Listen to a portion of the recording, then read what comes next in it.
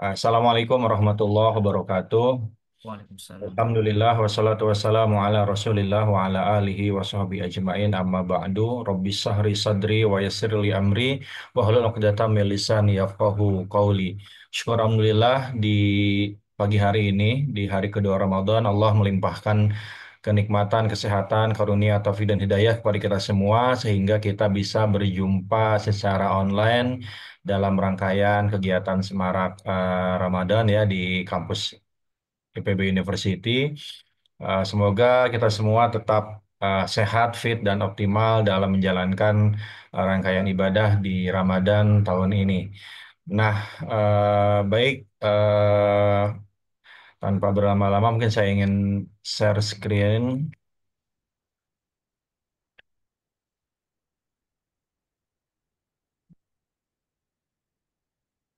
Oke. Nah, cuma saya nggak bisa full screen ya, nggak tahu nih ada trouble di apa, entah di PowerPoint entah di Zoom-nya. Tapi mudah-mudahan tetap terlihat ya, walaupun tidak full screen ya. Baik, Bapak Ibu teman-teman sekalian, ini judul yang disampaikan kepada saya ya dari panitia, itu terkait dengan bagaimana tips ya menata tempat tinggal atau rumah atau hunian ya. Tapi sudah tepat nih tempat tinggal, karena kalau rumah barangkali sebagian teman-teman ya yang masih mahasiswa barangkali kan tinggalnya ada yang di kos-kosan, ada yang di asrama gitu ya. Nah, ini jadi panduan menata tempat tinggal agar ibadah kita ya, kegiatan kita selama Ramadan ini bisa berjalan dengan optimal gitu ya. Ya, bagi yang belum kenal ya, saya Aang. Dulu di IPB angkatan 46 atau angkatan 2009, jurusan IPTP ya, dari Papet. Kemudian eh, pasca lulus kemarin 10 tahun di Dompet Duafa sampai pertengahan 2024, dan sekarang ya akhirnya apa namanya fokus mengisi kegiatan-kegiatan pelatihan khususnya yang bertemakan tentang tentang lingkungan ya. Jadi hari ini tergabung di beberapa asosiasi lingkungan, apa namanya, komunitas yang bergerak di bidang lingkungan. Itu barangkali sekilas perkenalannya. Mangga nanti lebih lanjut boleh sapa-sapa saya di Instagram atau di kontak WA ya.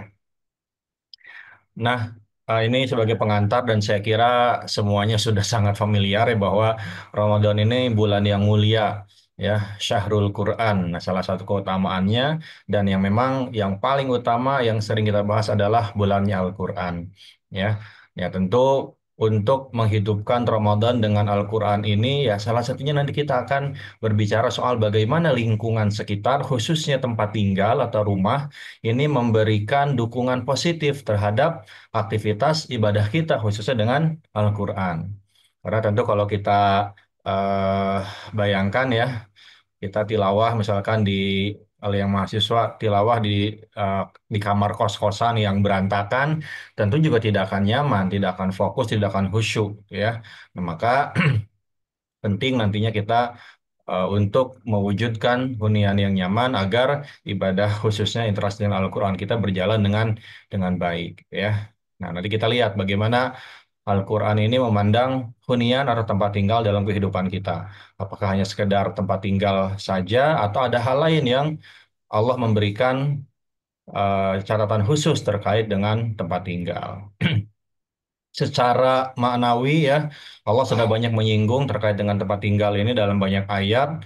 Ini salah satunya dalam Al-Baqarah 222, bahwasannya Allah mencintai atau menyukai orang-orang yang bertaubat ya, dan orang-orang yang mensucikan diri. Innallaha yuhibbut tawwabina wa yuhibbul mutatahhirin. Pun dalam surat At-Taubah ayat 108 ya, Allah menyukai orang-orang yang membersihkan diri. Kemudian secara maknawi pun dalam hadis disampaikan ya, bagaimana Allah memberikan gambaran terhadap hunian atau tempat tinggal yang dibacakan Al-Quran dan sebaliknya yang tidak dibacakan Al-Quran gitu. Jadi kalau yang dibacakan Al-Quran, maka di dalamnya ya rumah itu, hunian itu akan terasa lebih lebih lapang, terasa lebih luas ya.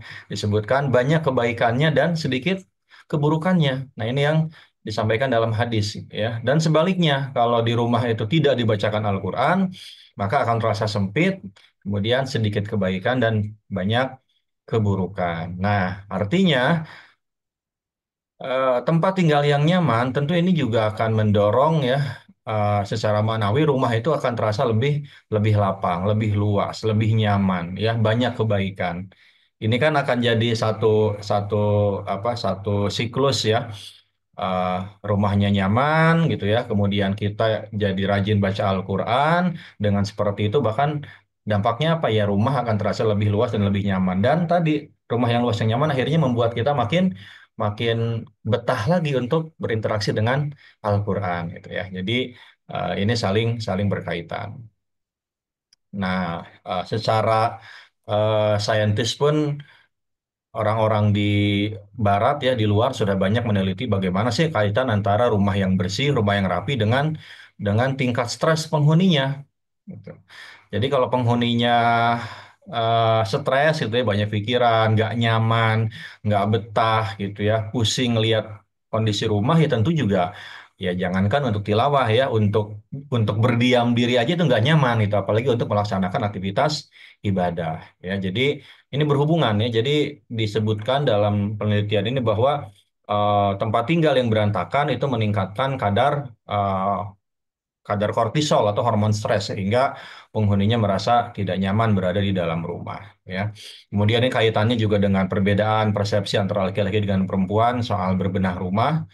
Nah, sehingga memang di konsep Gemah Rapi berbenah rumah gitu ya ini menjadi tanggung jawab seluruh anggota keluarga. Oke.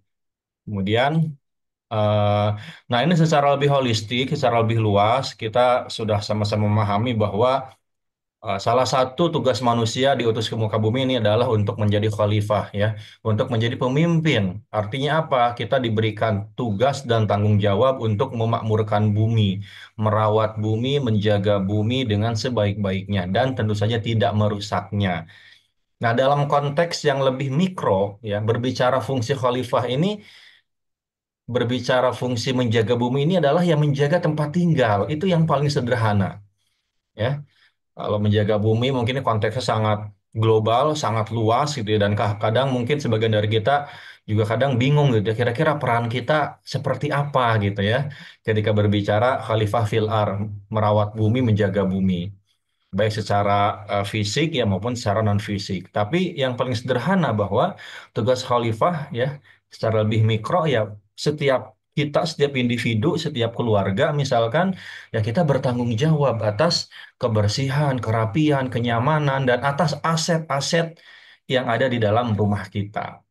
Nah, nanti kita bisa bahas ya, bagaimana kita bisa disebut bertanggung jawab terhadap bumi dan seluruh asetnya atau rumah dan seluruh isinya, ya. Kalau misalkan tempat tinggal kita berantakan, banyak barang yang berserakan, banyak barang yang tidak berfungsi, tidak kita gunakan, tapi masih menumpuk di tempat tinggal kita, ya. Kemudian nah ini juga kalau kita breakdown lagi dalam dalam Al-Quran ya, khususnya surat Al-Baqarah, nah ini ternyata juga eh, ada satu ulama ya, Syafi'i Abdurrahman, beliau membagi yang menjadi beberapa bab dalam surat Al-Baqarah gitu ya. Nah, salah satunya di ayat 153 sampai 253 ini ya, ini 100 ayat ini berbicara soal ibadah dalam seluruh aspek kehidupan. Jadi ibadah yang lebih luas ya.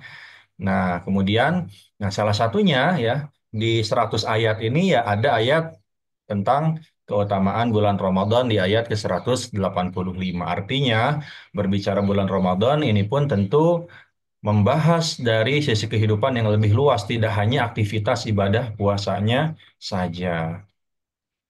Ya, oke, kita langsung ke slide ini. Nah, maka karena lebih luas, nah tentu ini juga tadi akan inline ya dengan salah satu pembahasan terkait dengan tugas kekhalifahan ya bagi manusia di muka bumi. Nah, sehingga harapannya bulan Ramadan ini tentu menjadi momentum yang sangat baik bagi kita ya untuk mengoptimalkan peran kita. Salah satunya sebagai khalifah, salah satunya sebagai penjaga bumi. Gitu ya. Kalau orang Sunda, bumi ini kan berarti rumah ya. Jadi penjaga rumah atau tempat tinggal kita masing-masing ya. Nah, maka yuk gitu ya kita siapkan ya ini mumpung masih di hari kedua Ramadan, masih ada waktu, ini mumpung weekend juga. Ini kalau yang teman-teman mahasiswa kan tanggung jawab huniannya nggak banyak ya. Mungkin kalau yang tinggal di kosan hanya satu kamar dengan beberapa ya paling lemari kecil gitu ya. Uh, Barang-barang pun nggak banyak. Ya, kita optimalkan nih untuk makin rapi, makin bersih, tentu aman juga ya, aman, nyaman sehingga ya aktivitas ibadah Ramadan kita akan terasa lebih optimal dan hasilnya juga nanti akan lebih berdampak ketika kita sudah meninggalkan bulan Ramadan.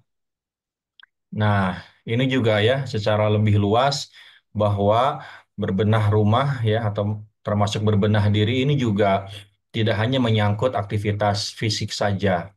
Kalau kita belajar ilmu holistik ini bahwa ya layer tubuh kita ini tidak hanya terdiri dari layer tubuh fisik saja, ya tapi ada layer energi ya, kemudian emosi, mental dan spiritual. Seringkali orang punya problem gitu ya, dan yang diselesaikan hanya di aspek fisik saja. Tapi ternyata ketika kita melakukan aktivitas berbenah rumah, ini juga kadang bisa menyelesaikan permasalahan-permasalahan yang ada di layer-layer yang lebih halus, layer yang lebih dalam, entah di layer energi, emosi, mental, bahkan spiritual. Ya, nah, maka ketika nanti Bapak Ibu teman-teman melakukan aktivitas decluttering ya memilah barang, mengecek barang satu persatu. Ini sebagian orang kadang ada yang sampai tersentuh di aspek-aspek yang lebih dalam ya, di aspek emosinya barangkali, di aspek mentalnya, bahkan bisa menyelesaikan beberapa persoalan di aspek yang lebih dalam tadi ya. Nah, kalau kita gali ini hanya sebagian ya, Bapak Ibu teman-teman ya. Jadi penyebab utama sebetulnya kenapa rumah kita itu tidak rapi alias berantakan, tentu yang pertama adalah karena barangnya terlalu banyak. Ya. Jadi saya pastikan nih, tidak hanya teman-teman yang tinggal di kos-kosan yang menganggap karena sempit rumahnya gitu ya, atau sempit kamarnya, sedangkan barangnya banyak, apalagi sudah mahasiswa tingkat 4 misalnya. Jadi alasan kenapa kos-kosannya berantakan. Tapi ternyata eh, yang sudah berumah tangga, sudah punya rumah yang lebih luas ketimbang masih jadi mahasiswa juga sama saja ya ketika biasanya orang itu naik status ekonominya itu juga memicu lebih banyak lagi barang yang dimiliki. Nah, sehingga kalau konsepnya ya rumah yang menyesuaikan dengan jumlah barang ini akan sulit. Maka konsepnya adalah ya barang yang kita miliki yang akan kita simpan sesuaikanlah dengan kapasitas tempat tinggal yang kita miliki. Kemudian juga faktor dari kebiasaan ya. Jadi dulu ketika saya masih kuliah, kadang saya sering diajak main ya ke kos-kosan teman atau ke asrama teman-teman eh, saat kuliah. Itu ya beragam gitu dan rata-rata ya berantakan gitu ya. Rata-rata berantakan walaupun kadang yang bersangkutan ini aktivis di kampus gitu ya, masih berprestasi, tapi juga ternyata ada satu sisi kehidupan juga yang barangkali kenapa berantakan ya karena sejak kecil itu terbiasa ya hidup bersama orang tuanya dengan kondisi tempat tinggal yang tidak rapi sehingga terbawa sampai kuliah. Biasanya tercermin nih kalau anak-anak mahasiswa ketika tinggal di kos-kosan di asrama kelihatan kok mana yang terbiasa rapi karena dibiasakan ketika tinggal di rumah bersama orang tuanya, mana yang memang ya berantakan dianggap hal yang biasa saja. Kemudian problem berikutnya benda tidak punya tempat gitu. Jadi pastikan apapun bendanya sekecil apapun itu punya punya tempatnya, punya wadahnya. Karena berantakan itu ketika segala sesuatu tidak terletak pada tempatnya, tidak ada rumahnya. Nah, kemudian terakhir ada tempatnya, ada wadahnya, rumahnya luas. Tapi kadang penyakit berikutnya adalah senang menunda. Ah, nanti aja beres-beresnya, nunggu libur gitu ya. Tapi ketika liburan juga mungkin sibuk dengan yang lain. Nah, sehingga pastikan memang tidak ditunda ya. Baik nanti kaitannya yang berbenah total maupun berbenah yang sifatnya harian. Nah, kemudian ini juga jadi satu pertanyaan penting ya, karena rata-rata kalau saya tanya, rapi itu penting nggak sih gitu ya? Nah, penting gitu. Pasti penting bilangnya. Tapi kira-kira sudah rapi belum tempat tinggalnya? Ini pun rata-rata jawabannya sebaliknya, belum gitu. Nah, padahal kerapian itu menjadi sangat penting, bahkan bagi seorang muslim kerapian itu sebuah kewajiban gitu. Rapi, bersih, tertata itu sebuah kewajiban. Ya, bukan pilihan gitu. Karena Nabi sudah mencontohkan ya dalam Al-Qur'an juga sudah banyak ayat ya secara langsung maupun tidak langsung yang menyampaikan bahwa ya kita itu harus hidup sederhana, hidup rapi, bersih, harus tentang rapi kan ada dalam surat As-Saff ya. Kemudian juga tentang kerapian dalam hadis pun sangat banyak bagaimana Rasulullah memberikan contoh ya bagi kita sebagai umatnya. Jadi dari aspek spiritual, aspek personal juga ini sangat penting karena ada sebagian orang yang menganggap wah dia sih wajar rapi gitu karena memang bakat gitu atau bawaan gitu. Padahal rapi itu ya iya memang sebagian orang yang senang rapi dia akan lebih mudah untuk mengkondisikan rapi. Tapi lagi-lagi ini bukan jadi alasan bagi orang-orang yang merasa tidak punya bakat untuk rapi ya. Kemudian di aspek finansial ini juga menarik teman-teman kalau mau baca ada satu buku tentang berbenah judulnya Berbenah Jadi Duit. Ini penulisnya orang Korea. Nanti boleh di googling aja ya. Judulnya Berbenah Jadi Duit. Jadi bagaimana si penulis ini memberikan ulasan, memberikan apa ya satu riset menarik hubungan antara orang-orang yang rumahnya rapi itu rata-rata kondisi finansialnya bagus. Ya, kenapa? Karena orang yang terbiasa rapi, orang yang eh, tidak konsumtif gitu ya, tidak sedikit-sedikit beli barang, ya dia ketika akan mengeluarkan uangnya itu sangat hati-hati gitu ya. Penting nggak sih? Butuh nggak sih? Perlu beli nggak sih? Gitu. Jadi pertimbangannya sangat panjang. Nah, tentu terakhir di aspek kesehatan dan keamanan juga sangat berpengaruh ya bagaimana eh, apa namanya kondisi yang rapi, yang bersih ini akan mempengaruhi ya terhadap kondisi kesehatan penghuninya ya termasuk di aspek keamanan. Nah, kemudian ini kita sedikit ulas di aspek spiritual bagaimana konsep harta ya dalam Islam. Jadi kalau berbicara tujuan, harta itu punya dua tujuan ya. Yang pertama, Allah berikan harta kepada kita, apapun bentuknya. Tujuan yang pertama adalah agar kita bisa melaksanakan tugas sebagai seorang hamba, ya. Wa ma khalaqtul jinna wal insa illa liya'budun ya. Tugas penghambaan, ibadah. Jadi ibadah ini perlu harta, ya. Ya, terutama mungkin syahadat kita nggak perlu harta, tapi untuk sholat, ya puasa, zakat dan seterusnya bahkan ibadah haji ini perlu harta. Jadi Allah berikan harta kepada kita supaya kita bisa beribadah. Yang kedua adalah harta diberikan kepada kita agar kita bisa hidup, bisa bahagia. Makanya Allah berikan kepada kita tempat tinggal, Allah berikan kepada kita kendaraan agar bisa bepergian dengan nyaman. Jadi harta diberikan kepada kita pertama untuk ibadah, kedua untuk hidup. Kalau kondisi harta hari ini tidak menjawab dua hal itu, berarti ada yang salah dengan kehadiran harta di rumah kita. Misal makin banyak harta tapi makin sedikit ibadah, makin banyak harta makin nggak khusyuk ibadah, makin banyak harta makin nggak bahagia. Harusnya kan tadi harta membuat kita hidup dan bahagia.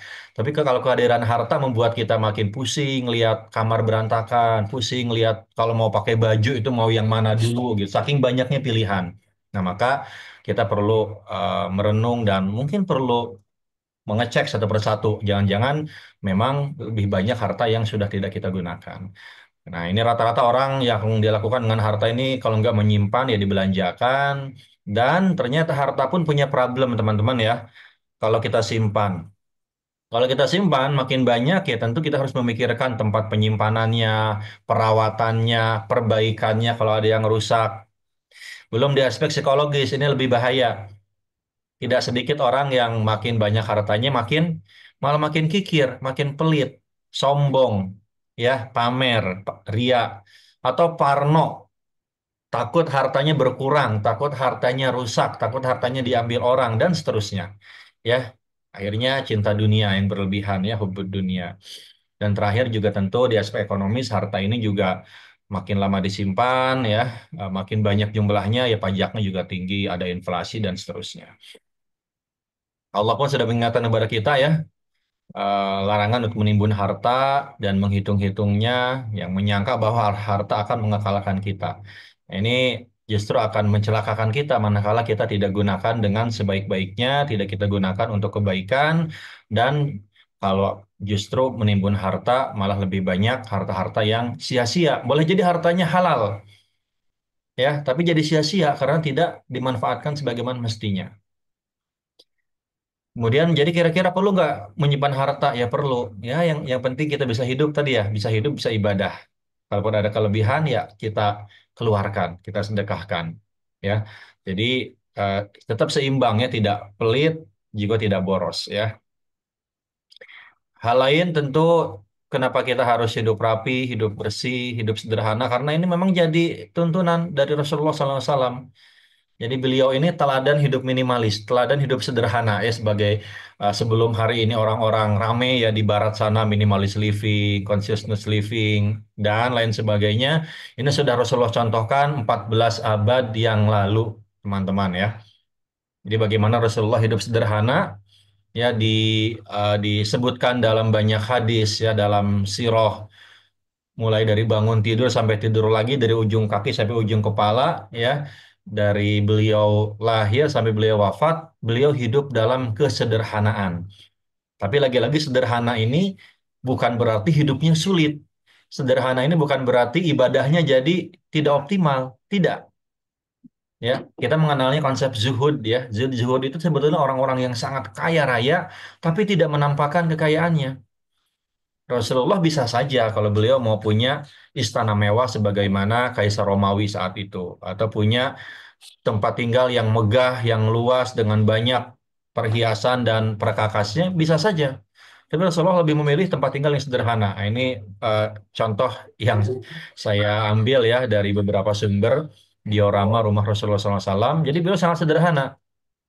Bahkan ketika beliau wafat, dalam banyak hadis disampaikan beliau hanya meninggalkan beberapa ya peralatan makan dan minum nggak banyak gitu ya tapi apakah beliau miskin ya tentu tidak ya beliau sangat kaya kalau miskin tidak mungkin beliau bisa membiayai ya belasan kali bahkan puluhan kali perang perang itu sangat mahal ya mungkin kalau sekarang dikonversikan ke rupiah ya sekali perang itu butuh miliaran lah kalau kita lihat Palestina dan Israel Israel itu perlu dana yang sangat besar untuk perang pun dengan Rasulullah.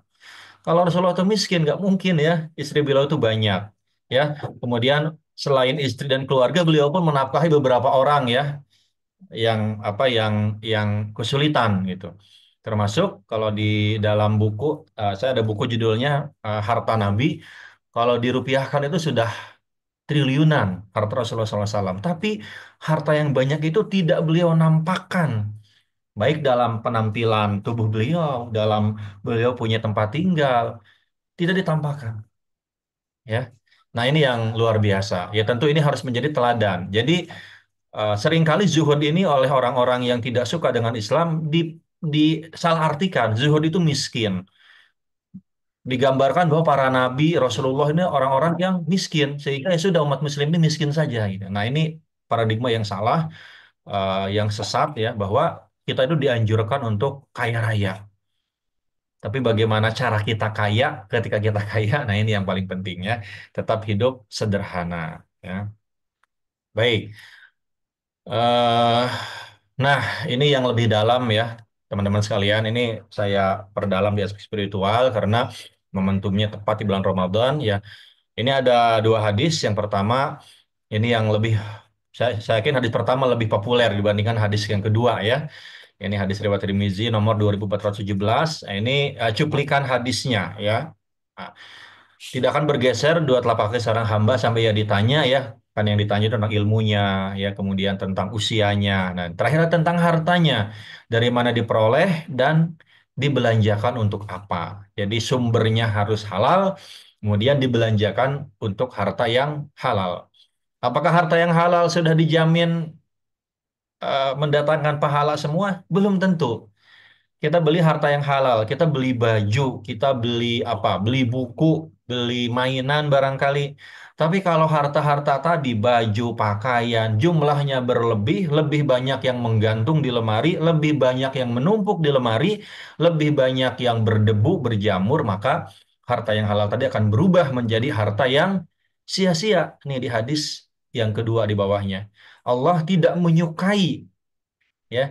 Jadi walaupun redaksinya itu Allah memberikan dosa memurkai ini kalau sudah tidak disukai Allah ini kan tentu sesuatu yang berbahaya untuk kita.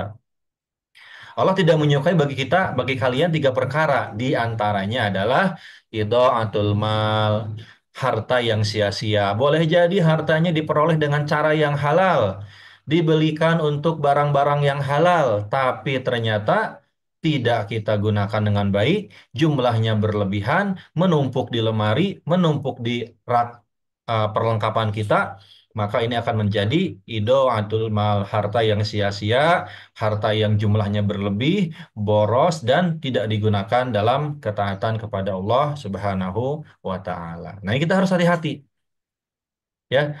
Kalau harta yang haram, kita mudahlah mengidentifikasi dan menghindarinya. Oh, ini Homer dijauhi. Oh, ini makanannya belum sertifikasi halal, kita tinggalkan. Oh, ini mengandung babi, kita tinggalkan. Oh, ini harta curian, kita tinggalkan. Tapi kalau harta yang halal, tapi dia sia-sia, nah ini yang seringkali menjebak kita. Kerudungnya banyak, gamisnya banyak, bajunya banyak ya. Sampai-sampai kita kebingungan kalau mau pakai pakaian, nah itu tandanya kita sudah kelebihan harta. Maksudnya kelebihan harta ini kita berlebih atau melebihi kebutuhan. Maka harus hati-hati ya, karena semuanya akan ada pertanggungjawabannya. Maka sebelum nanti dihisab di yaumil akhir kelak, yuk kita hisab hari ini oleh kita masing-masing. Memastikan setiap barang di rumah kita tidak ada yang sia-sia. Nah, tapi Kang Aang, saya ini sering berbenah gitu ya. Tapi kok hasilnya tetap numpuk barang di rumah ya, boleh jadi berbenahnya hanya merapikan, tapi tidak mengurangi barang. Kalaupun mengurangi, cuma sekedar mana yang masih suka, bukan mana yang butuh, mana yang perlu. Ya. Kemudian kurang memperhatikan keamanan ya terkait dengan home safety, tidak selaras alam. Maksudnya apa? Boleh jadi kita rumahnya bersih, rapi, tapi mungkin cara bersihnya masih menggunakan cairan pembersih pabrikan gitu ya. Yang kalau kita pakai ya merusak kulit kita, merusak lingkungan kita itu. Maka kita pun berupaya beralih ke yang lebih ramah lingkungan ya. Tidak mengubah mindset, gaya hidup, kebiasaan dan seterusnya ya. Saya tidak akan bahas semua karena waktu kita terbatas.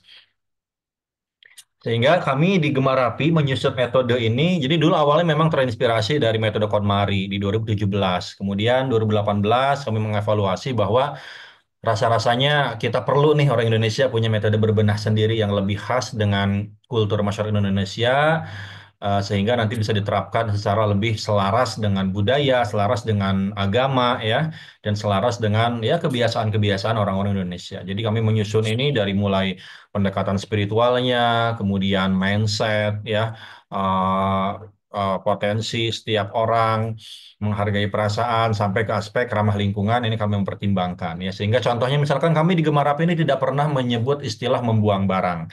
Jadi kalau ada barang yang sudah tidak digunakan itu tidak dibuang. Pilihannya mau disedekahkan, mau dijual, mau didaur ulang ya, atau mau dialihfungsikan. Jadi tidak ada istilah membuang barang.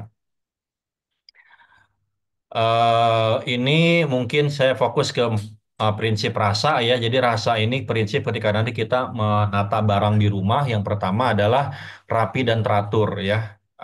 Kemudian aman dan nyaman. Ini penting juga karena kadang orang hanya mempertimbangkan, oh yang penting rapi estetik, tapi kadang di aspek safety-nya kurang diperhatikan. Ya, kemudian sehat dan bersih, dan terakhir ini yang sebetulnya paling tinggi levelnya adalah alami dan berkelanjutan. Jadi bagaimana cara rapi kita, cara menyajikan rumah yang aman, rumah yang sehat dan bersih ini dengan cara yang sustain, yang berkelanjutan, dengan cara-cara yang tidak merusak diri dan lingkungan. Contoh misalkan eh, ngepel ya, kalau ngepelnya mungkin masih pakai super pel pabrikan itu kan juga kalau kita lihat komposisinya juga tidak baik ya, baik untuk tubuh kita maupun untuk lingkungan. Ketika air pel-pelannya kemudian kita buang ke selokan, tentu bisa membunuh ya ekosistem yang ada di selokan tersebut. Maka kita ikhtiar nih pelan-pelan, ini memang nggak mudah ya, tapi pelan-pelan ikhtiar agar cara hidup kita, cara rapi kita tentu dengan cara yang berkelanjutan, dengan cara yang ramah alam ya. Kemudian berbenah, jadi secara prinsip berbenah ini kalau di awal disarankan berbenah besar-besaran, berbenah total. Jadi berbenah total ini nanti semua barang dikeluarkan, disortir satu persatu. Tapi kalau sudah berbenah besar-besaran, berikutnya nanti tinggal berbenah rutin saja. Berbenah rutin ini tidak sampai total ya, tapi lebih ke maintenance. Misalkan seminggu sekali atau sebulan sekali kita cek kembali di setiap kategori barang. Ada nggak nih yang udah nggak dipakai, kita keluarkan ya. Jadi ini langkahnya, uh, kalau di versi workshop kami di Gemarapi kita ada mengisi jurnal berbenah ya, teman-teman, Bapak Ibu. Nanti mengisi apa sih yang menjadi impian dengan tempat tinggal kita hari ini, kondisi kita rumah hari ini seperti apa tujuan berbenah, motivasinya itu untuk siapa atau karena siapa. Kemudian menentukan urutan berbenahnya mau dari mana dulu biar terarah ya. Lalu disusun jadwal berbenahnya supaya tidak hanya menunggu waktu luang, tapi kita meluangkan waktu. Lalu diawali dengan decluttering, dengan mengurangi atau mensortir. Kemudian menata, nah dan terakhir kita jaga ya, kita jaga keseimbangan atau jumlah barang yang sudah pas ini agar tidak bertambah lagi ya. Tentu kita dengan cara membangun kebiasaan positif dan mulai menyingkirkan ya, mulai mengeliminasi kebiasaan-kebiasaan negatif ya. Misal yang masih senang belanja itu ya, yang masih tergoda dengan diskon, tergoda dengan gratis ongkir. Nah, ini mulai mulai pelan-pelan disingkirkan ya. Nanti dituliskan apa namanya, apa yang menjadi impian ya, misalkan kalau di bulan Ramadan coba sambil dituliskan aja selain targetan-targetan ibadah mahdoh gitu ya, coba dituliskan nih selama anggaplah selama 2 pekan pertama Ramadan, yuk kita mulai berbenah ya. Hari ini misalnya mumpung hari Ahad, mau mulai dari mana nih, mau pakaian dulu kah gitu ya. Atau boleh juga misalkan di bulan Ramadan, kalaupun mungkin di rumah kita tidak punya musola khusus gitu ya, atau ruang sholat khususnya buat yang ibu-ibu, nah minimal kita apa ya, menyediakanlah area mana nih yang akan kita jadikan tempat untuk sholat-sholat sunnah kita atau sholat wajib buat yang ibu-ibu di rumah ya, termasuk untuk aktivitas tilawah kita, supaya kita betul-betul punya tempat yang sangat nyaman ya. Kemudian tentuin urutannya mau dari mana dulu gitu ya. Ini sebagai contoh, boleh nih teman-teman dibagi jadi beberapa klaster, kemudian dari setiap klaster tinggal diurutkan saja, mau dari pakaian dulu boleh. Ini biasanya nomor satu, ini klaster satu ini yang paling banyak jumlahnya. Dapur, pakaian, buku. Nah, disilahkan tentukan hari apa, jam berapa, teman-teman mau berbenah apa. Ya, ini sebagai contoh saja ya. Untuk jadwal menyesuaikan dengan ritme aktivitas masing-masing karena mungkin ada yang masih bekerja kantoran atau kalau kayak saya karena sudah free time gitu ya. Jadi ya mau berbenah di hari weekdays pun ya bisa saja. Jadi silakan ditentukan jadwalnya supaya terarah dan supaya disiplin. Ini membuktikan bahwa kita pun serius menjaga bumi atau menjaga tempat tinggal kita. Jadi tidak menunggu waktu luang. Ini betul-betul kita meluangkan waktu ya, karena ini bagian dari kewajiban kita. Ini bagian dari kita menjaga amanah, amanah terhadap harta yang Allah berikan kepada kita. Nah, kemudian nanti mulailah dengan decluttering atau mengurangi. Misal nih, Mas Mas Putra gitu ya. Oh, hari besok lah misalnya sekarang besok nih, mumpung masih libur kuliah, mau berbenah pakaian. Nah, nanti saya menyarankan jadwalnya itu di pagi hari paling enak. Pagi hari, nah ini juga mumpung puasa ya. Kalau puasa kan nggak harus mikirin sarapan dulu gitu. Jadi pagi hari misalkan oke lah setelah, tapi pastikan udah mandi juga ya biar seger gitu. Karena kita itu berbenah itu kita perlu mood yang positif, perlu suasana hati, suasana fisik yang nyaman. Jadi ketika nanti memutuskan, oh ini mau dipakai atau enggak itu dengan apa, dengan pertimbangan yang jernih. Misalkan pagi hari jam 7 lah ya, karena kan bulan puasa lebih luang. Udah jam 7 misalkan sampai jam 9 atau jam 10 maksimal. Jadi jangan terlalu lama juga waktunya. Dan pagi ini masih fresh, masih segar. Ya, tidak disarankan berbenah ini di siang hari, habis zuhur misalnya. Ini biasanya ngantuk, capek, udah keringetan, udah nggak nyaman.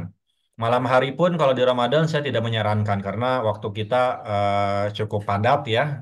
Kadang pulang sholat tarawih jam setengah 9, jam 9. Setelah itu mungkin ya beres-beres yang sifatnya harian ya. Dan mungkin sudah persiapan untuk istirahat. Jadi saya menyarankan di Ramadan berbenahnya ini pagi hari. Di luar Ramadan pun memang paling enak di pagi hari. Khususnya berbenah untuk kategori yang jumlah barangnya lumayan banyak dan memerlukan waktu lebih panjang. Indikatornya kita hanya menyimpan barang yang masih digunakan. Jadi kita betul-betul harus paham yang kita gunakan ini seberapa banyak, yang kita butuhkan ini berapa banyak.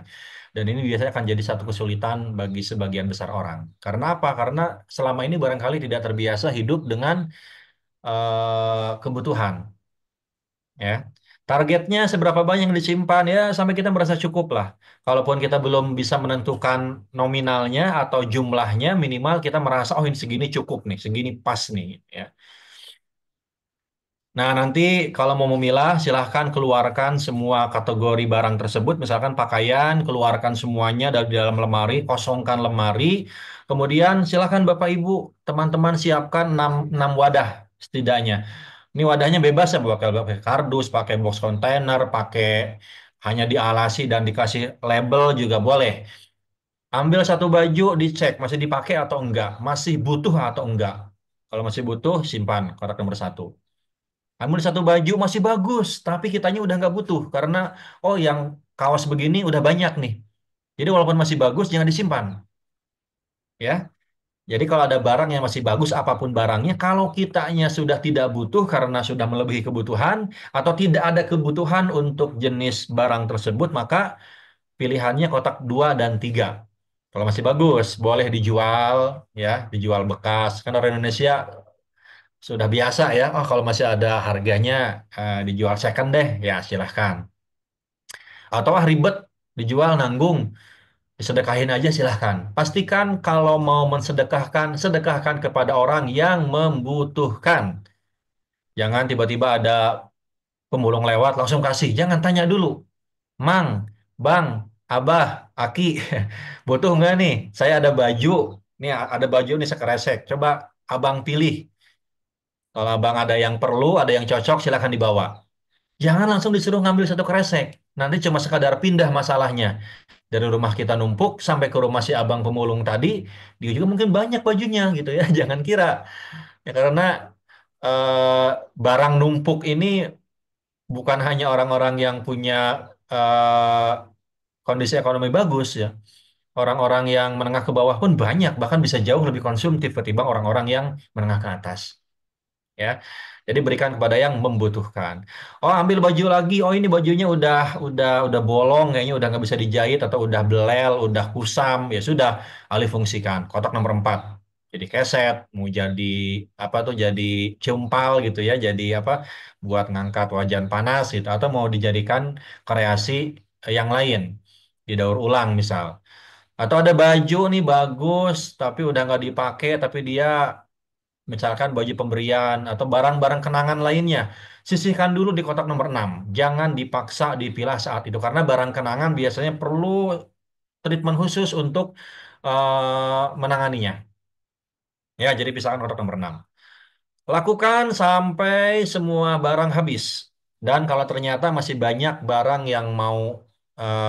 masih banyak barang yang masuk ke kotak nomor 1, artinya coba kita lakukan sortir sekali lagi, ya. Sampai betul-betul lah kayaknya cukup nih baju saya segini. Nanti sebelum menata di kotak nomor 1, pastikan barang di kotak nomor 2, 3, 4, 5, 6 ini dilakban dulu. Jangan kelihatan. Karena kalau kelihatan biasanya nanti kita terpancing untuk ngambil lagi. Ah ini kayaknya masih bagus nih baju yang ini. Saya ambil aja deh buat saya simpan. Nah ini makanya sebelum mulai menata untuk barang yang mau disimpan, pastikan di kotak 2 sampai 6 singkirkan dulu atau minimal ditutup dulu supaya tidak terlihat oleh mata kita. Apa tujuannya kita memilah? Ya, memastikan tidak ada barang yang sia-sia, Bapak Ibu ya. Tadi kita sudah diingatkan setiap benda ada hisabnya, maka kita memastikan tidak ada barang-barang yang sia-sia yang nanti akan memperpanjang hisab kita di hari kiamat kelak. Tidak ada barang-barang yang berbahaya, yang membahayakan, yang menghilangkan sumber masalah, ya. Termasuk saya sering mendapati ada orang-orang yang ketika orang tuanya meninggal barangkali itu ditinggalkan barang-barang yang membuat ahli warisnya bingung, ini mau diapain gitu ya. Nah, maka kita memastikan ketika masih hidup kita tidak menyimpan barang-barang yang sia-sia. Nah, ini yang tadi saya sampaikan ya bahwa di Gemar Api tidak ada buang, tidak ada membuang karena ini jadi salah satu problem ketika orang ingin mensortir barang itu masalahnya sayang kalau dibuang padahal kita tidak pernah membuang barang. Jadi strateginya agar jumlah barang kita tetap stabil, kita optimalkan langkah preventif. Hindari membeli atau mendatangkan barang baru atau minimal kurangi. Kalau dulu misalkan beli pakaian setahun sekali, ya udah sekarang nggak perlu tiap tahun beli pakaian gitu ya. Kalau tiap lebaran beli baju baru, udah sekarang biasakan lebaran ya pakai baju yang ada aja gitu. Kecuali mungkin bajunya sudah habis gitu ya. Nah, kemudian langkah kuratif. Yang sudah ada, barang yang sudah kita miliki, ya ini kita optimalkan. Pakai berkali-kali, rusak ya kita perbaiki, copot ya kita pasang lagi gitu ya. Spare partnya ada yang hilang, kita beli spare partnya lagi. Sampai betul-betul barangnya pensiun. Udah nggak bisa dipakai lagi, nah baru nih mau kita alih fungsikan silahkan. Ya, atau mau kita donasikan, kalau memang masih bagus silahkan. Ya, jadi prinsipnya tidak ada yang dibuang. Oke, baik, saya tidak akan masuk ke bab menata ya, karena waktu kita terbatas, jadi kita fokus di decluttering saja. Karena menata ini juga akan panjang pembahasannya. Jadi mungkin ada setengah jam terakhir kita coba optimalkan untuk diskusi, Bapak Ibu sekalian. Jadi kalau ada yang ingin bertanya, kalau ada hal-hal yang masih kurang jelas, silakan ya, saya berikan kesempatan. Mungkin saya serahkan kembali ke Mas Putra ya. Silakan Mas. Terima kasih. Baik, syukron jazakallah khair kepada Ustadz, Pak atau Bapak. Baik, selanjutnya adalah sesi tanya jawab. Jikalaupun dari Bapak atau Ibu saudara-saudari yang mau bertanya, boleh di raise hand atau on mic langsung gak apa-apa juga. Mungkin dipersilakan ya Bapak Ibu. Ya, silakan boleh open mic atau mungkin mau di kolom chat juga dipersilakan Bapak Ibu ya. Kita masih ada waktu. Insya Allah.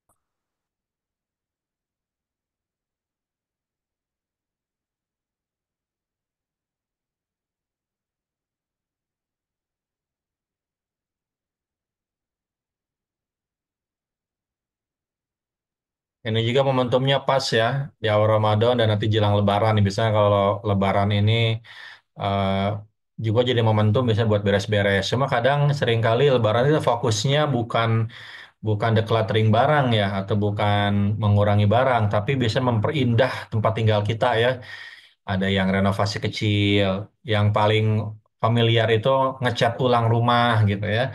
Nah, nanti kita coba tambahkan satu aktivitas ya, jadi mengurangi barang-barang di rumah kita yang memang sudah tidak bermanfaat ya. Jadi harus jelas ya, oke, barangnya untuk apa. Oke. Ada pertanyaan ini ya. Oke. Oke, saya langsung jawab saja ya, biar nggak perlu dibacakan lagi. Baik, Ini Pak. dari, nggak tahu saya Bapak atau Ibu ya, dari Ibu Yoyok di Unila. Barang yang sudah tidak dipakai dikemanakan? Ya tergantung jenisnya apa. Misalnya pompa sepeda. Kalau kondisinya masih bagus, sebetulnya kita nggak perlu bingung ya. Kita bisa tawarkan ke orang-orang terdekat kita. Atau Bapak Ibu boleh gabung di beberapa komunitas. Biasanya kalau komunitas lingkungan itu ada ya komunitas saling beri. Kalau yang kami inisiasi di Gemarapi ada namanya komunitas saling beri. Ya, nanti boleh dicek di Instagramnya, itu ada di beberapa wilayah dan kita menggunakan grup WA. Jadi di grup itu kita memberikan fasilitas, memfasilitasi orang yang ingin memberikan barang dengan orang yang membutuhkan barang. Misal nih Bu Yoyok di Unila, share tuh di grup WA, beri pompa sepeda sambil di-share fotonya. Nanti yang membutuhkan langsung langsung membalas, langsung reply, terima gitu ya. Nah setelah itu nanti transaksinya, maksudnya untuk pengiriman dan lain-lain itu udah urusan antara si pemberi dengan si penerima. Dan di grup itu pun juga tidak hanya memberi, kalau ada orang yang butuh juga boleh, misalkan terima pakaian bayi atau terima misalkan apa namanya, apapun barangnya selama yang halal dan thayyib ya. Nah, itu boleh. Atau bisa juga ya tadi eh, di eh, di apa namanya diberikan ke orang-orang yang sekiranya membutuhkan. Misal pompa sepeda ya yang paling butuh pasti ya kita bisa kasih ke bengkel sepeda. Kalau orang bengkel sepeda pasti butuh pompa sepeda itu ya. Atau kita share aja di grup, nggak harus grup saling beri. Misalkan saya yakin Bapak Ibu kan banyak ya grup WA-nya ya, di share aja. Khususnya sih di grup-grup yang masih satu wilayah, biar kalau ngirim nggak terlalu jauh ya. Tawarkan aja. Jadi itu hal yang baik kok. ya. Misal, misal Bapak Ibu punten nih saya punya mungkin papa sepeda, punya baju, punya bahkan ada beberapa tuh suka yang ini ya menawarkannya ada anak kucing gitu ya atau apapun ya selama yang halal dan thayyib silahkan tawarkan ya. Menasihati orang tua yang suka menumpuk barang. Ini nggak mudah, tapi insya Allah bisa ya. Pertama, saya nggak tahu nih, Ibu Ewi ini tinggal satu rumah atau tidak. Kalau tidak satu rumah, lebih mudah sebetulnya. Tapi kalau satu rumah, eh, lebih mudah juga sebetulnya. Ada plus minus. Kalau satu rumah, kita bisa fokus berbenah atau decluttering barang-barang milik kita. Contohkan. Jadi berikan contoh terbaik ke orang tua kita. Ya. Yang kedua, tentu jangan terkesan menasehati ya, tapi nanti kita bisa cari momentum yang baik. Saya yakin ibu jauh lebih paham bagaimana cara komunikasi dengan orang tua ibu. Ya, ajak ngobrol, cari momen yang pas lah. Misal ada dulu saya pernah menangani klien eh, Gemar Api di Surabaya. Si nenek ini senang mengoleksi kotak makan ya, botol minum yang terkenal mereknya itu sampai beberapa lemari. Akhirnya saya cari momentum, dan itu momentumnya itu nggak sengaja. Saya pas mau pulang ke Bandara Juanda, ternyata saya baru ingat botol minum saya ketinggalan di rumah makan. Bingung tuh, kalau mau diambil lagi kayaknya udah nggak keburu ya. Sedangkan saya harus segera ke bandara. Akhirnya tiba-tiba si nenek ini bilang, oh iya kan saya punya koleksi botol minum banyak ya di lemari. Ya udah ambil aja satu gitu ya. Kemudian si nenek langsung semacam ada apa ya ada kesadaran. Oh iya ternyata barang-barang yang saya tumpuk ini malah nggak mendatangkan manfaat dan justru ketika diberikan kepada orang lain itu jadi sesuatu yang sangat berharga, sangat bermanfaat. Ya, jadi cari momentum. Misalkan apa nih barang yang numpuknya, piring atau gelas gitu ya. Cari aja momen ya, misalkan eh, boleh dengan cerita misalnya Bu, nih saya punya teman, punya tetangga, dia baru nikah, orangnya keluarga kurang mampu gitu ya, belum punya peralatan rumah tangga itu. Nggak apa-apa, kira-kira kan ini banyak nih Bu, ya, boleh nggak kita sedekahkan gitu ya.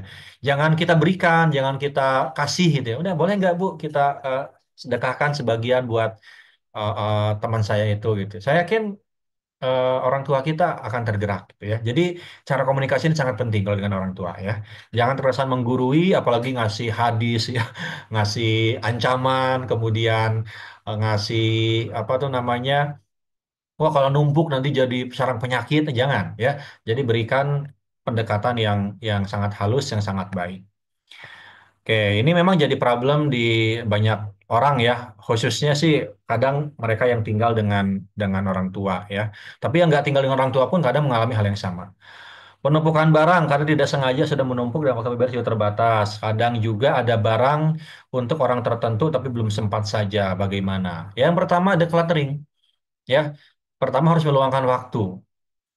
Kalau masalah waktu terbatas, saya yakin waktu kita di sini semuanya 24 jam. Ya, Mas Putra pun sehari saya yakin 24 jam, enggak 26 jam. Saya pun sama 24 jam. Dan tidak ada yang waktunya kurang dari itu. Jadi yang jadi tantangan adalah bukan seberapa banyak waktu kita, tapi bagaimana kita mengatur waktu yang kita miliki. Dan berbenah ini nggak perlu waktu yang panjang. Kalau kita mau komitmen meluangkan sehari 1 jam aja, cukup kok.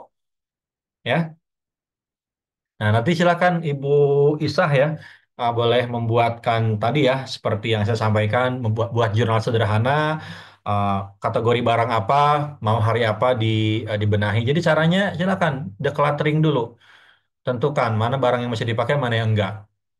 Ya, nanti yang sudah tidak terpakai jangan ditunda, segera salurkan. Nah, ini kan problem berikutnya ya, ada barang untuk orang tertentu, entah mungkin mau dihibahkan, mau dijual atau barang titipan. Nah, ini jangan ditunda. Kayaknya tadi saya bilang, ya penyebab penumpukan barang salah satunya menunda. Jangan ditunda, segera eksekusi. Kalau sudah seimbang barangnya dijaga. Ya, jangan dikit-dikit buka marketplace, ya. Notifikasi diskonnya dinyalakan, jangan. Kalau kita belum kuat imannya, jangan. Kalau belanja itu jangan kesoalayan. Jangan belanja ke tempat yang kita ngambil sendiri barangnya, yang kita bisa keliling sepuasnya. Belanjalah ke toko kelontongan sederhana. Yang kalau beli itu kita nggak perlu keliling, tapi nanti diambilin sama pemilik toko. Itu lebih menjaga diri kita supaya tidak bebas berselancar atau bebas berbelanja, mengambil barang ini dan itu yang sebetulnya tidak ada dalam list kebutuhan kita. Ya, itu. Jadi hindarilah pergi ke tempat-tempat yang memancing kita untuk membeli barang, baik secara offline maupun hari ini yang lebih menantang adalah secara online. Kita lagi sakit di rumah, tiba-tiba besok ada barang yang datang. Ya, maka kendalikan diri kita, mulai mulai belajar ya, belajar apa ya, mempertahankan diri kita supaya tidak mudah tergoda untuk mendatangkan barang baru, baik membeli maupun karena pemberian. Ya.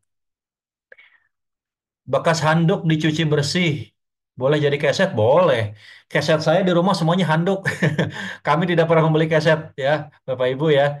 Sangat jarang beli keset. Kadang beli keset sih paling satu dua itu misalkan buat di kamar yang memang perlu yang apa ya mungkin perlu yang agak pantas gitu ya, silahkan. Tapi yang kayak di dapur, di depan kamar mandi semuanya saya pakai handuk bekas. Mau dijahit boleh, langsung dipakai juga boleh. Kalau saya sih nggak pernah dijahit karena pertama nggak pandai menjahit gitu ya. Yang kedua adalah yang paling simpel, handuk dilipat dua, lipat tiga, taruh depan kamar mandi jadi gitu ya. Sajadah, kalau sajadah kan sebetulnya masih masih kategori pakaian ya. Memang pakaian ini jadi problem Bapak Ibu ya. Kenapa saya mengajak untuk lebih hidup ringkas, terutama di pakaian karena pakaian termasuk kategori yang sulit didaur ulang. Ya, jadi saya sarankan yuk lebih berkesadaran dalam menggunakan pakaian. Seminimalis mungkin, sesederhana mungkin, tetapi tidak mengurangi fungsi dan kebutuhan kita untuk hidup dan beribadah. Ya, Quran yang sobek, ya kalau mau lebih aman dibakar. Ya, ini sudah banyak panduan secara syar'i. Ya silakan kalau memang sudah tidak layak pakai, sobek-sobek dibakar. Tapi tentu dibakarnya jangan di depan halaman ketika dilihat orang gitu ya. Ya dibakar misalkan di belakang rumah. Ini ya, kalau bakar Quran itu kalau yang sudah tidak layak pakai, jangan langsung satu bundel. Biasanya nanti nggak terbakar semua. Jadi disobek ya sebagian-sebagian, kemudian dibakar sampai habis ya.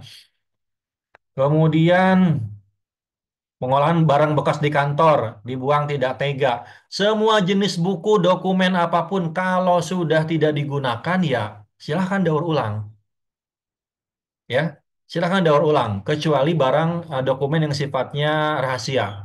Itu mungkin kadang perlu dimusnahkan dengan cara dipakai mesin penghancur kertas misalnya. Tapi kalau yang sekiranya bukan dokumen rahasia ya nggak apa-apa. Bagi saya, mau skripsi, mau buku apapun, kalau sudah tidak kita gunakan dan sudah tidak ada yang mau menggunakan, alih fungsikan. Mau jadi bungkus gorengan kayak, mau jadi kompos kayak, ya kertas-kertas tadi silahkan. Itu jauh lebih mulia. Bahkan kalau saya sering menyampaikan, buku ini lebih mulia kalau dia jadi abu, jadi pupuk nantinya diserap oleh tanaman ketimbang itu numpuk di lemari nggak pernah memberikan manfaat. Ya, buku itu mau sebanyak apapun kalau nggak dibaca ya tidak akan memberikan manfaat. Ya, jadi silakan ya. Tidak perlu terlalu tega ya, Bu Bu Lilis ya. Ya memang di kampus mungkin dulu ya, terutama saat skripsi itu masih tebel-tebel pakai hardcover itu luar biasa. Tapi alhamdulillah saya dulu di angkatan 46 ini mulai ada kebijakan skripsi itu cukup soft cover. Dan ternyata nggak harus lampirannya itu dilampirkan semua. Makanya tipis banget gitu ya. Di era-era tahun 2009 ke sini itu skripsi makin minimalis. Alhamdulillah. Ya syukur-syukur nanti mungkin ada kebijakan misalkan skripsi itu ya cukup soft file misalnya. Kan hari ini juga perpustakaan sudah banyak yang digital. Itu barangkali jadi kebijakan dan masukan untuk kampus ya. Kalau memungkinkan secara apa ya secara di aspek apa namanya orisinalitas dan kemudian legalitas untuk tanda tangan dan lain-lain. Kalau memungkinkan digital itu lebih baik. Ya, dulu saya kalau mampir ke perpustakaan kampus, baik yang di LSI ya, yang di perpustakaan kampus maupun yang di tiap fakultas, itu kan yang paling banyak koleksinya itu justru skripsi gitu ya, dan sangat jarang orang yang mau baca-baca lagi kecuali memang skripsinya berkaitan gitu ya. Jadi silakan, nggak masalah ya, menurut saya bisa dialihfungsikan, Bu Lilis ya. Ini dari Nabil.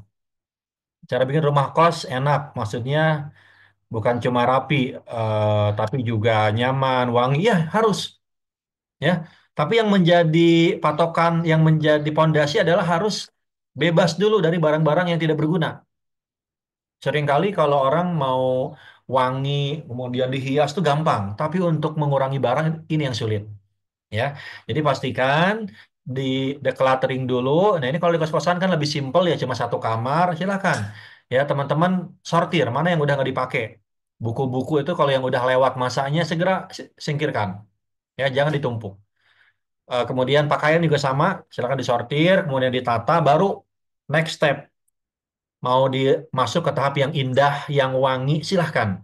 Lakukan sesuai dengan selera, tapi ingat, yang hiasan-hiasan pun sebisa mungkin yang fungsional. Ya, karena seringkali hiasan-hiasan ini kalau udah nggak dipakai akhirnya dibuang. Ya, jadi sebisa mungkin tetap dalam batas yang wajar ya. Kemudian, nah ini dari Mas Putra ya, bagaimana cara Islam menyeimbangkan antara kerapian dan kesederhanaan, terutama dalam berpakaian dan berhias. Nah, ini sebetulnya Rasulullah sudah banyak mencontohkan ya. Eh, Sebetulnya kan sederhana ya, ya. Eh, Gunakanlah yang rapi, yang bersih, pakaian terbaik. Pakaian terbaik itu bukan pakaian yang baru. Dalam banyak riwayat disampaikan ya carilah pakaian tuh yang tidak mencolok gitu ya, yang tidak. Kadang kan kita eh, niatnya sudah salah ya, pakai pakaian bagus supaya dilihat orang. Kalau saya sekarang dengan istri dengan keluarga sebisa mungkin baik dalam berpakaian, dalam penampilan rumah kami sebisa mungkin tidak mencolok, bahkan setidak mencolok mungkin, sebisa mungkin orang itu nggak ngelihat kita gitu, sebisa mungkin kita itu nggak jadi pusat perhatian ya. Jadi ya carilah yang paling sederhana tapi tetap tetap memenuhi unsur syar'i.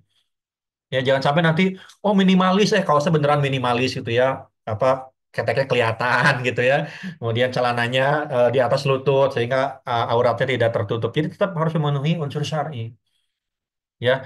Jadi seperti itu. Jadi Islam sudah sangat mempertimbangkan. Jadi nggak ada istilahnya ajaran Islam itu kuno gitu ya, ketinggalan zaman enggak. Kalau kita ikuti Islam itu luar biasa, bahkan bisa berlaku di sepanjang zaman. Ya, jadi itu. Jadi dalam kerapian, kesederhanaan, Islam sudah memberikan contoh yang sangat detail ya. Kalau kita lihat dalam hadis-hadis Nabi, bagaimana keseharian beliau itu sudah sangat lengkap. Dari bangun tidur ya itu adabnya sudah lengkap, bangun tidur berdoa dulu, dirapikan tempat tidurnya, kemudian ke kamar mandi, masuk kamar mandi kaki kiri dulu, berdoa dulu ya, kemudian apa gosok gigi, bersiwak dan seterusnya itu sudah sangat lengkap. Oke, selanjutnya kayak tinggal di asrama ya. Oke, saya di IPB dulu tinggal di asrama lumayan lama ya, hampir 6 tahun ya, karena lanjut di asrama beasiswa.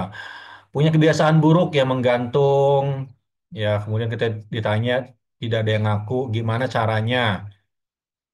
Oke, ini problem ya. Saya kebetulan setelah di IPB mengelola program beasiswa dari Dompet Alfa, dan setelah lulus pun bekerja 5 tahun pertama itu ya mengelola asrama mahasiswa penerima beasiswa di Etos ya dari Dompet Alfa itu selama hampir 5 tahun. Ya sama problemnya. Jadi yang pertama tentu kita harus buat aturan. Memang kalau untuk di asrama ini nggak cukup pakai metode gemarapi saja, tapi perlu metode-metode yang memang ada aturan yang disepakati bersama. Dulu kalau saya pakai metodenya metode 5R ya, ringkas, rapi, resik, rawat, rajin. Itu sudah saya terapkan sejak masih kuliah di IPB. Jadi ya kita sepakati ya, standar penyimpanan barang, standar penataan ruangan, itu kita sepakati. Termasuk bahkan menggantung pakaian pun harus kita batasi. Misalkan dulu kalau mahasiswa itu kadang punya gantungan baju di balik pintu tuh ya biasanya. Cantolannya itu cuma 5, tapi kadang baju yang digantung itu bisa sampai 10 belasan. Jadi kalau cantolannya 5, berarti yang digantung hanya 5 saja. Bahkan sebisa mungkin ya seminimal mungkin tidak ada yang digantung. Kecuali mungkin kayak jaket atau mungkin beberapa baju yang dipakai lebih dari satu kali. Ya, kalau sudah tidak ada yang ngaku ya sudah, berarti nanti buat kesepakatan. Misal begini, sepekan sekali eh, beres-beres yang apa yang general ya. Udah nanti setiap ada barang-barang temuan, barang-barang yang udah nggak ada pemiliknya, buat sepakatan. Oke, kalau sudah lewat seminggu ya berarti sepakat ya ini jadi barang temuan, jadi barang hibah dan apa namanya mau langsung disalurkan. boleh diambil oleh sesama penghuni lain kalau ada yang membutuhkan, atau ya kita tawarkan ke orang di luar asrama. Jadi seperti itu, ya, tidak ditumpuk terlalu lama. Ya.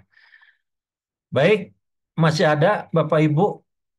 Mungkin kalau ada yang mau tanya lewat langsung juga boleh. Masih ada waktu 13 menitan. Ya. Dan satu hal lagi bahwa semakin kita minimalis, semakin sedikit barang kita itu semakin plong pikiran kita. Dan sebaliknya, makin banyak barang kita itu makin mengikat. Ya, karena kan barang ini memberikan dampak psikologis ya. Jadi makin banyak itu makin terikat dengan kita. Tapi makin sedikit itu makin membuat kita lebih nyaman. Nanti Bapak Ibu bisa rasakan ya antara sebelum dengan setelah berbenah. Ya, ketika sebelum barangnya numpuk, kemudian ketika mulai berbenah, mulai mengurangi, lalu Bapak Ibu menata yang memang Bapak Ibu butuhkan, ya itu terasa sekali, ya. Plong bahkan karena apa kita sebagian ikatan-ikatan itu lepas gitu ya. Oke, kalau barang hilang dan barang itu dihibahkan sama yang menemukan, maka yang kehilangan apakah dapat pahala juga? Ya, kalau pahala itu innamal a'malu binniyat ya. Jadi kalau udah ada barang hilang, maka biasa kan kita suka ini ya, ya udah deh dihilaskan saja, ya itu insya Allah akan jadi pahala gitu ya. Selama memang yang pemilik barang, yang barangnya hilang tadi memang sudah mengikhlaskan. Jadi kalau soal pahala itu kembali kepada niat kita ya.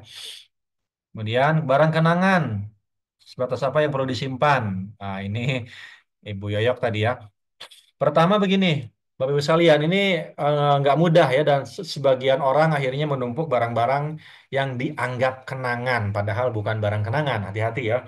Pertama, kalau ada barang kenangan apapun jenisnya, pastikan kenangannya positif atau negatif. Kalau kenangannya negatif ya langsung disisihkan karena tidak memberikan manfaat bahkan memberikan mudarat. Misal dapat barang apa punya barang kenangan ya dari apa namanya dari mantan gitu ya, kalau lihat jadi sedih gitu ya, itu janganlah singkirkan. Tapi kalau kenangannya kenangan positif, apakah boleh disimpan? Belum tentu.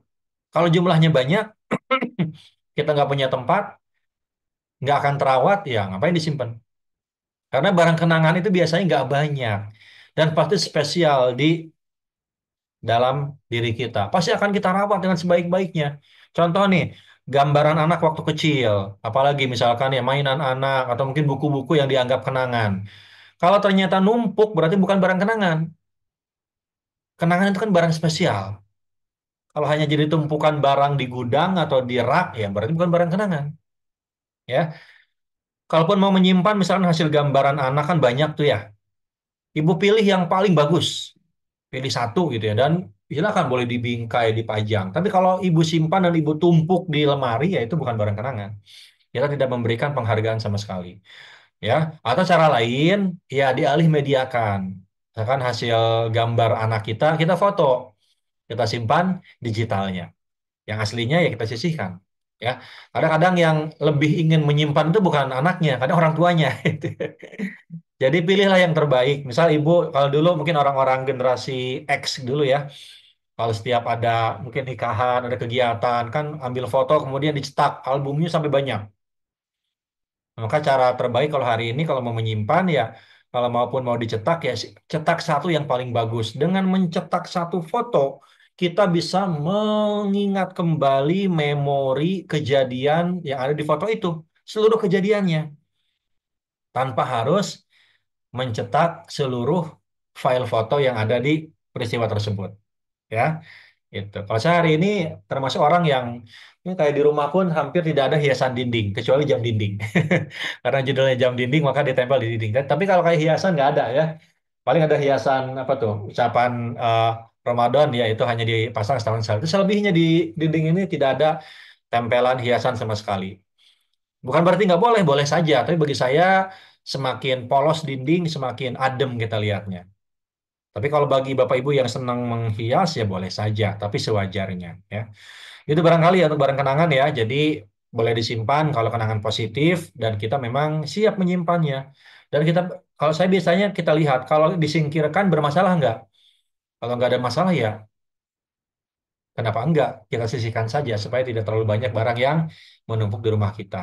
Ya, itu barangkali. Masih ada Bapak Ibu? Sudah jelang jam 7. Silakan kalau masih ada. Nanti kalau misalkan eh, mau bertanya lebih lanjut, boleh nanti kontak saya lewat WA boleh, lewat IG juga boleh ya. Nah, ini nomor HP saya ya, silahkan nanti. Saya tinggal di Bogor, jadi kalau yang warga Bogor atau teman-teman di kampus boleh ya. Saya juga sudah cukup lama sih kalau ke kampus ya. Terakhir tahun lalu.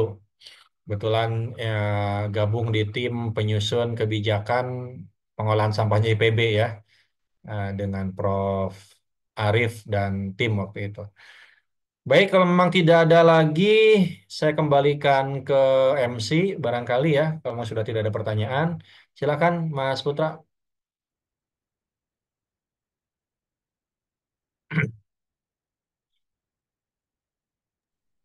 Baik, syukron jazakallah khair pada Ustadz.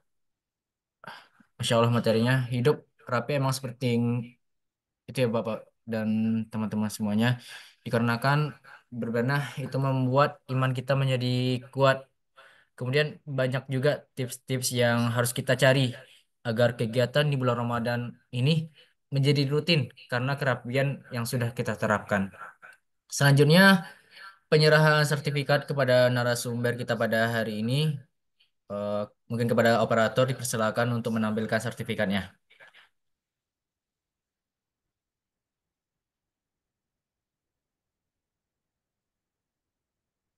Ya, terima kasih Mas Putra dan tim dari DKM ya, Al-Hurriyah IPB ya. Nah, ini jadi saya kayaknya harus segera ke Al-Hur lagi nih, udah lama nih mumpung Ramadan ya. Hatur nuhun. Insya Allah ya, semoga bermanfaat untuk kita semua. Baik, baik, terakhir kami mengimbau kepada peserta webinar pada hari ini untuk mengisi daftar hadir dan e-sertifikat di link IPB link garis miring presensi strip inspirasi strip Ramadan. Dan juga kami mengingatkan kepada peserta untuk berdonasi buka puasa dan sahur di Masjid Al-Huriyah dan ikut dalam kajian senja sebelum berbuka puasa bersama. Dan insya Allah akan ada webinar inspirasi Ramadan lagi besok pada tanggal 3 Maret 2025. eh Syukron kepada Bapak, Ibu, saudara-saudari, dan teman-teman semuanya yang udah ikut dalam kegiatan pada hari ini.